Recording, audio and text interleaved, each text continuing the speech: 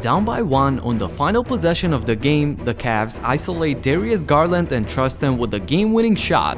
He takes a contested step back from the logo and misses it as Cavs lost to the Jazz. But even though this was a bad shot with no movement whatsoever, and even though he probably was better off taking Conley off the dribble, nobody is criticizing him for this. Not the fans, nor the team, no one. And let me explain why.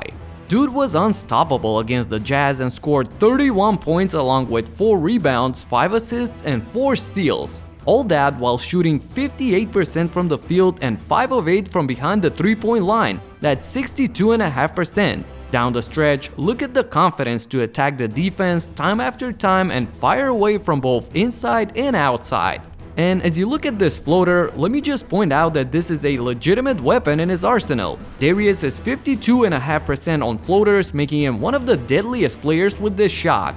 Follow Garland on this play as he's gonna give the ball up, then curl right here, screens for Mobley, but the Grizz denied that. So he gets a screen from Allen, and at this moment, you see this is a 2-on-1 situation and it's either the lob or the floater. So Garland flips it up and in.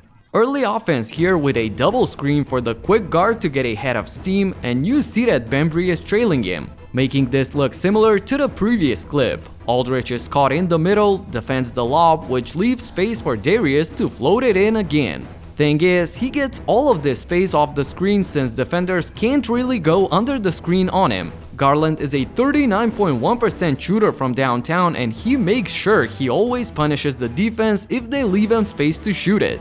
Now, this is where things get interesting for Cleveland. Ever since Collin Sexton went down with an injury, Garland has really stepped up to another level, and over the past 5 games, check out his stats. This is a high-level point guard type of numbers. Check out a few examples of the great connection that he has with Jarrett Allen for the alley-oop. Whether it's off of his dribble penetration or the pick and roll, lobs like these have become a regular sight for the fans at the Rocket Mortgage Fieldhouse Arena. On the other hand, we have Sexton, who before his injury saw his minutes decline this year, especially in the 4th quarter when it was primarily Darius and Ricky Rubio running the show with their passing.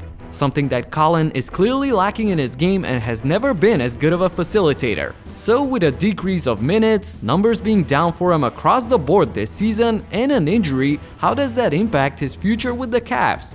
He'll become a restricted free agent this summer, and I'm sure that there will be teams that will make their offer, but will Cleveland be willing to match it now that they're seeing Garland grow into the main guy for this team, and it's clear that he's the one who will have the ball in his hands most of the time? And since Sexton is not a typical 2-guard, not your standard knockdown shooter, I'm not sure if there's a future for him with this team. Playing 2 smaller guards is also not the ideal scenario for the Cavs, and to me this looks like the Golden State situation from a decade ago, when one had to go between Monte Ellis and Steph Curry, and I feel like it's apparent who that should be for Cleveland.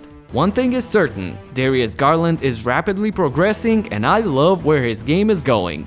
That's it for now, subscribe for more breakdown videos and talk to you in the next one. Peace out.